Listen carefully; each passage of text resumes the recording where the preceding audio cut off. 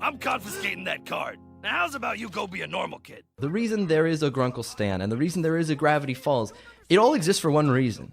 And that's as a way to make Dipper and Mabel, but specifically Dipper, grow with this issue he has, which is Dipper wants to grow up too fast. Yep. That's his flaw as a character. And it builds to a choice where he has a chance to sort of skip over childhood, and then he comes to appreciate childhood. Yeah. And when he returns from this summer, he's not in such a rush. He's not in such a rush to date Wendy and to be a government agent and all this stuff. Like, right. he's gained appreciation of this value.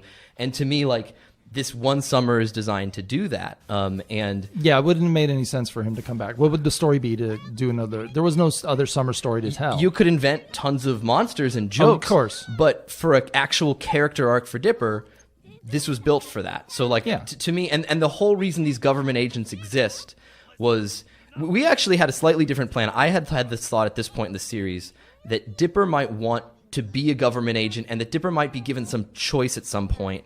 Like, oh, does he? I remember that. Is there some, like, he applies to be a junior agent, right. and he gets the letter and he got in, yeah. but that means that he's not going to be around Mabel anymore. And as we were starting to figure out the second half of the season, we're like, oh, it would be so much more powerful if it was Ford, right. who offered him this. Yes. If Ford is the example of the adult Dipper always wanted to be, that he has a choice between, like, trying to rush ahead to be that adult, but as we see in Ford's life and as we read in Journal 3, there's a character who just wanted to be the man at the expense of all other people, and it ruined his life. Yeah. Like, he's the cautionary example Yep. of a character like Dipper, who just was like, I want to race through and be the genius, and, you know, everyone else be darned.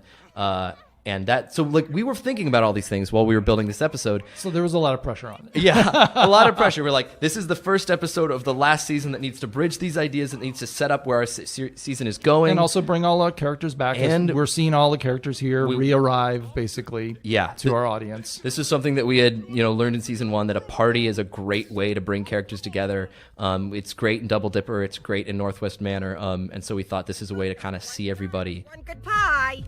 These kegs are full of meat!